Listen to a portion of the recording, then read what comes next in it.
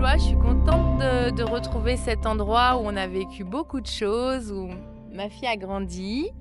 Alors le souvenir est un peu lointain pour elle, mais voilà, elle a fait ses premiers pas ici, ses premières découvertes de la terre. Et c'est beaucoup d'émotions quand même de retrouver chaque petit endroit dans le jardin, dans la cabane. Il y a beaucoup, beaucoup d'histoires et beaucoup d'amitiés qui sont dans l'espace là avec nous.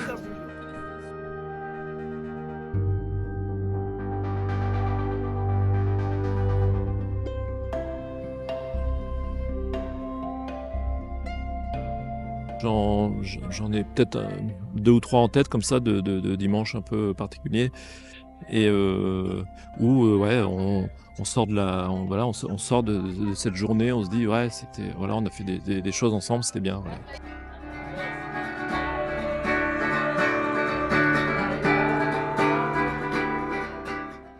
Eh bien, je suis ravi que les Herbes Folles fêtent leur 15e année d'activité et je suis étonné du temps qui a passé depuis l'origine parce que j'ai vu comment ce jardin s'est construit, s'est constitué avec les difficultés qu'ils ont rencontrées parce qu'ici c'était un terrain en friche et donc ils ont avec leur détermination et puis leur envie de créer quelque chose, de créer à la fois du commun et de travailler sur l'agriculture urbaine, eh bien ils ont réussi un beau projet qui vit depuis 15 ans et qui évolue et qui continue d'être alimenté par de la population. Donc je suis ravi d'être là pour son 15e anniversaire.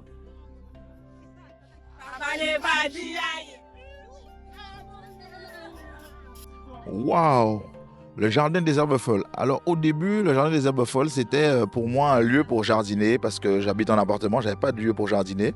Et finalement, j'ai rencontré un lieu de rencontre, un lieu où j'ai changé avec beaucoup de monde, des histoires de vie, des moments en tous les cas, une vraie vie associative. C'est ce que représente pour moi les Jardins des Herbes Folles. Et puis c'est vraiment une parenthèse dans la ville de Noisy-le-Sec, dans cette ville avec du béton et tout ça, c'est vraiment une parenthèse.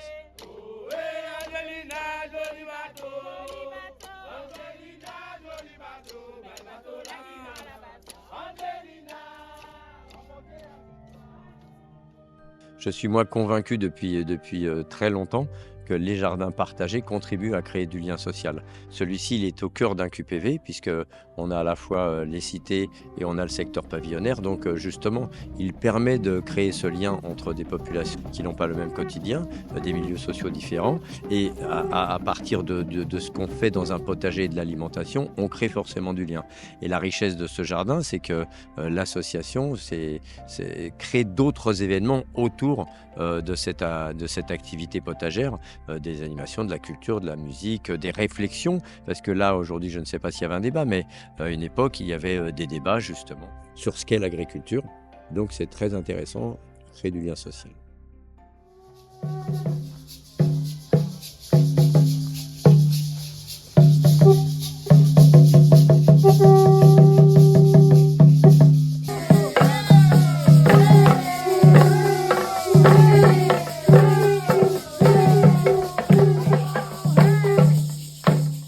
Ça a fédéré et créé un groupe de gens qui ont voulu s'investir sur un jardin partagé.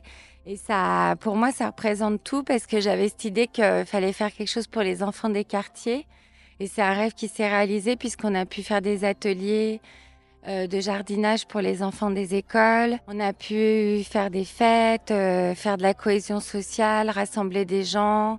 Ça a créé plein d'amitiés, plein de projets. Il y a eu une AMAP. Donc pour moi, ça représente énormément ce jardin. C'est un peu le projet de ma vie. Ça représente aussi ma grand-mère, ce qu'elle m'a transmise quand j'étais petite. C'est-à-dire que tous les jours, elle m'emmenait derrière son vélo sur son porte-bagages jardiner à Charcutin. Et quand j'ai rencontré ce terrain, on dira, j'ai tout de suite repensé à ma grand-mère et ce qu'elle m'avait transmis. J'avais envie de le transmettre aux enfants des cités, de notre ville, voilà, ou d'autres enfants.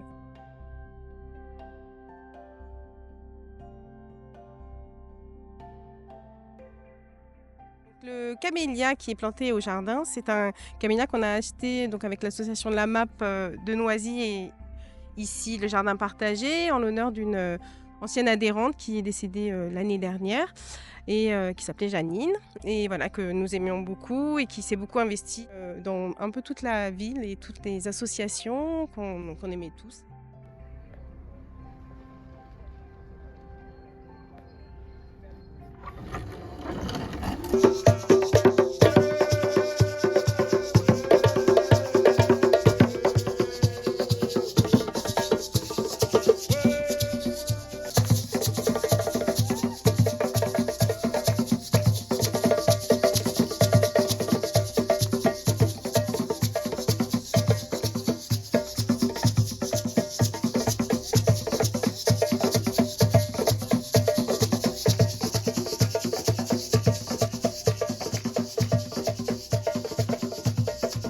Ma plus belle expérience collective ici, c'est la première fête du solstice d'hiver et les secondes, les fêtes du solstice d'hiver. En fait, moi je viens de la Guadeloupe et de la Guadeloupe, on a la Toussaint où on a une fête avec beaucoup de lumière la nuit.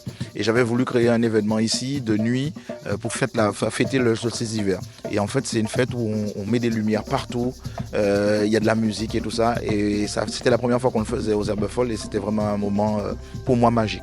Et puis on l'a réédité avec le thème des fées et c'était féerique. Non mais c'est vrai, la fête du solstice d'hiver c'est un truc, on va le refaire mais c'est un truc, il fait froid mais en fait c'est vraiment un moment particulier. Et on met des loupiottes partout, le jardin éclairé de nuit, c'est un moment à part. Convivialité, solidarité et amitié.